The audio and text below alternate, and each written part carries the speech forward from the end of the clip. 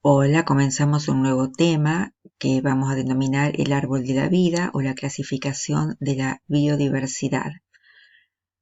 Aquí comenzamos, en esta portada vemos a Darwin, que lo vimos que es el autor de la teoría de la evolución, y él fue el primero en crear un árbol de la vida, donde emparentaba de alguna forma a todos los seres vivos conocidos hasta ese momento. Por supuesto que el árbol de Darwin era mucho más simple que el que está aquí.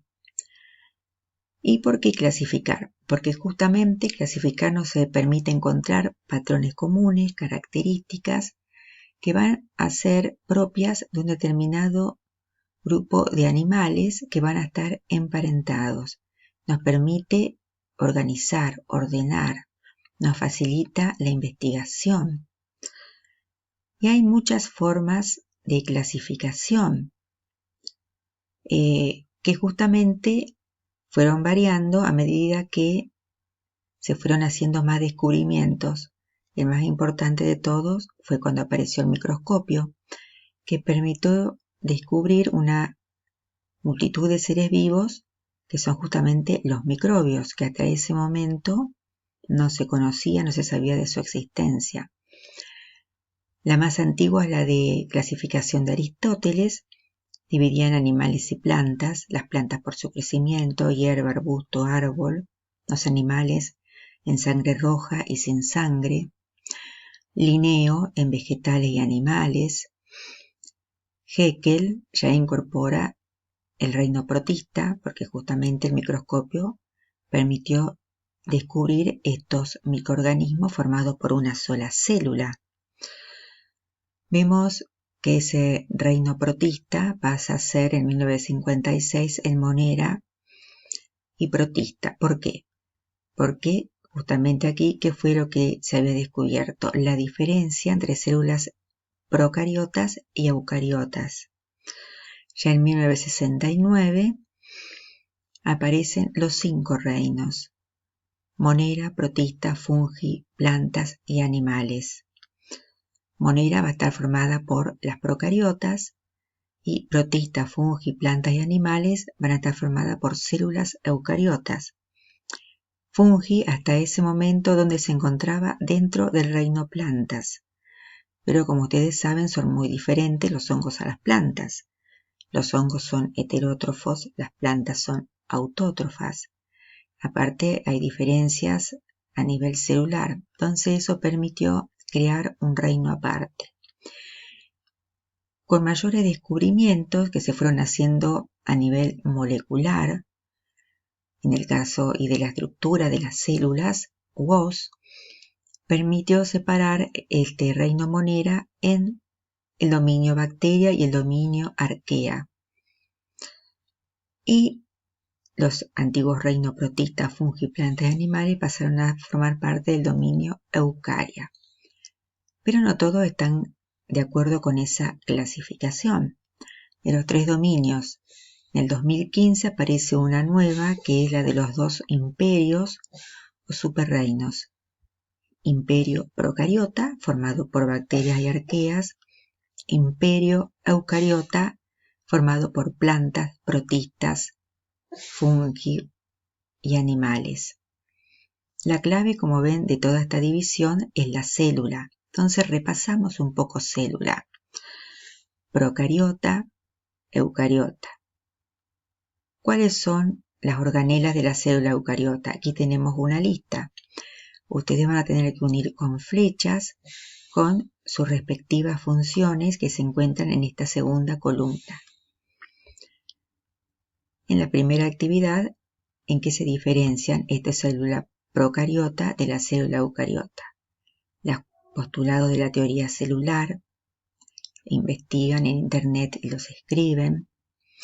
Y acá en este esquema explicamos un poco el origen de la célula eucariota a partir de una procariota primitiva, cómo fue apareciendo un sistema de endomembranas y por simbiosis, primero de una bacteria aerobia que va a pasar a ser la mitocondria y otra simbiosis sucesiva de una bacteria fotosintética que va a pasar a formar el cloroplasto, vemos la aparición de las células animales y vegetales. Esta es una teoría propuesta por Lynn Margulis, que también propuso los 5 reinos y también propuso esta última clasificación de los seres vivos en 2 imperios o superreinos. Empezamos con el primer reino, Monera. Tenemos las cianobacterias y las arqueas. Las arqueas son muy antiguas, 4.000 millones de años. ¿Dónde las encontramos? En salinas, en aguas termales, no necesitan oxígeno para vivir, producen gas metano. Algunas viven en nuestro sistema digestivo, tanto del hombre como de animales. Pueden soportar la radiación, la deshidratación y temperaturas polares.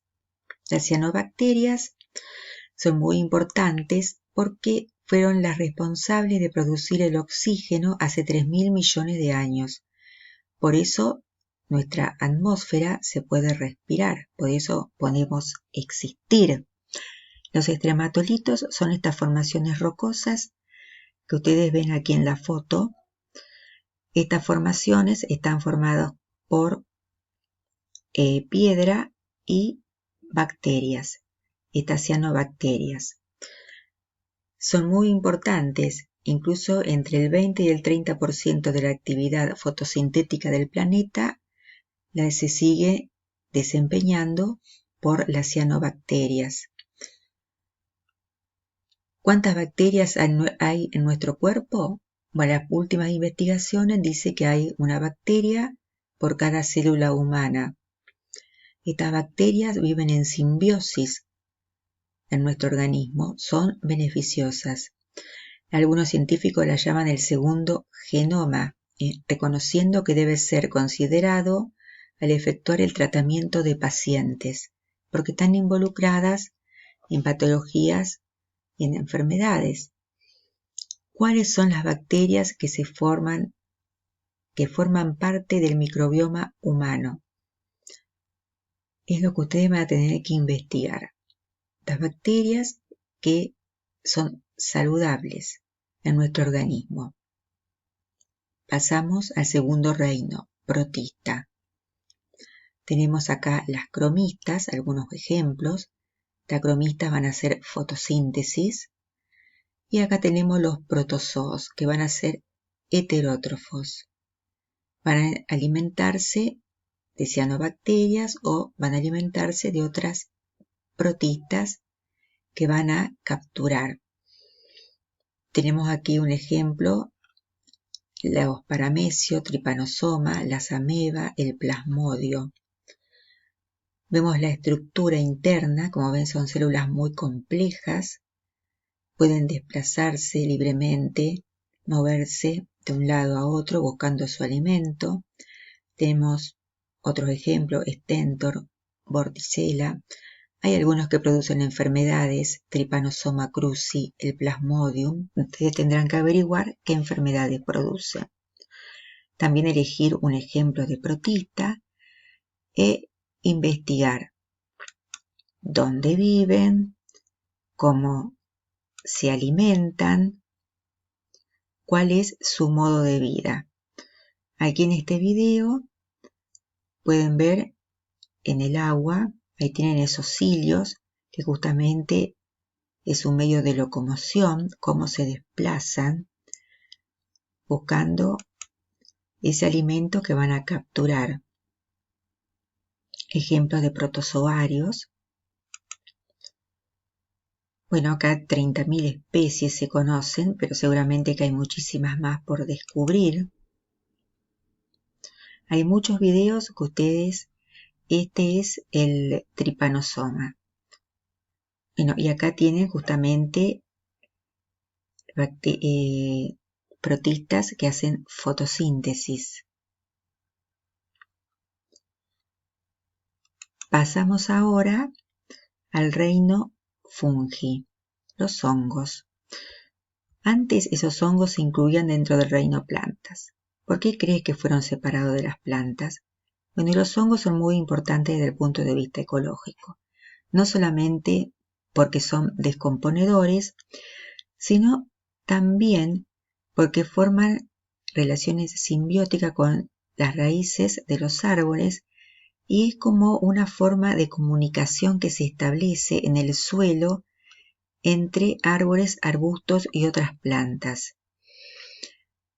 Lo llaman a esta asociación simbiótica los hongos y la internet del bosque. Es como que son canales de comunicación, esas micorrizas que permiten que esos árboles se comuniquen entre sí, por ejemplo, intercambiando sustancias nutritivas. ¿Qué van a tener que hacer? Bueno, también ejemplos. ¿Qué van a tener que hacer? Observar, acá tiene un esquema de una célula fúngica. Se parecen a la de los animales. ¿En qué? Y también se parecen a la de los vegetales. ¿En qué? Eso van a tener que averiguarlo comparando con otros esquemas de célula vegetal y animal que están en la ficha siguiente. Dibujar también un hongo de sombrero y señalar las partes del mismo. Diferenciar entre micelio de nutrición y reproducción. Reino plantas. Aquí una clasificación sencilla, un esquema de una planta. Tiene que ponerle nombre a las partes. Y aquí algunas plantas curiosas. Las carnívoras y las flores gigantes. Estas flores gigantes, por ejemplo, esta planta, la flor cadáver, tiene más de 2 metros de altura.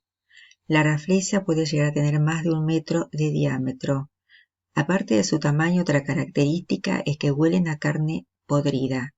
Tendrán que averiguar qué beneficio le aporta a la planta este olor. ¿Por qué se produce? También, ¿por qué las plantas carnívoras se llaman así? ¿Dónde viven? Y usando el cuadro clasificación de las plantas, este que está aquí, va a tener que clasificar estas 5 plantas que están aquí en las fotos. Pasamos al reino animalia. Animales extremos. Los osos de agua o tardígrados. Son muy chiquititos, pero tienen una característica. Soportan temperaturas bajo cero, han sido llevadas al espacio exterior, soportan los vientos solares, el vacío, sin oxígeno del espacio. Tienen menos de 1 milímetro de longitud y se encuentran en el mar, agua dulce y tierra. Se ganaron el nombre de los animales más resistentes del mundo. También hay fotos de otros animales, curiosos también, extraños. El murciélago Yoda, la mantiflor del diablo, el aye-aye, el pejesapo espinoso. Este es un pez que se encuentra en los océanos a más de 5.000 metros de profundidad. La rana de cristal es completamente transparente. El dragón azul. Aquí tendrán que elegir un animal. Puede ser alguno aquí de la foto que a ustedes les guste, que les haya llamado la atención. Y averiguar su hábitat, su modo de vida, o sea, su alimentación, su relación con el ambiente y otras especies, cómo se reproduce, cómo lo clasificaríamos dentro del reino animal, como vertebrado, como invertebrado. Y pasamos luego a los virus. Los virus, que no solo producen enfermedades, son muy importantes desde el punto de vista ecológico, tanto que se dice que no existiría la vida en la Tierra si no fuera por los virus. No les comento más, ustedes lean y van a encontrar muchas cosas interesantes sobre los virus y que ustedes no sabían y que seguro les van a asombrar. Y por último, el trabajo de integración. Observa el siguiente enlace, la vida en una gota de agua, que es este video que está en pantalla. Bueno, se sorprendería la cantidad de microorganismos que podemos llegar a encontrar en una gota de agua. ¿Qué es lo que ustedes van a tener que hacer? Identificar los reinos a los que pertenecen los seres vivos nombrados. Otra actividad, comparar la célula eucariota animal, fúngica y vegetal, teniendo en cuenta sus similitudes y diferencias. Después, hacer un cuadro comparativo de los 5 reinos, qué tipo de célula tienen, la cantidad de células, también su nutrición y su reproducción. En la última actividad vemos un ecosistema costero con sus flamencos, con sus árboles, con sus juncos, con sus hierbas, el medio acuático. Allí tendremos que ubicar moneras, protistas y hongos en sus respectivos hábitats. Hasta el próximo trabajo.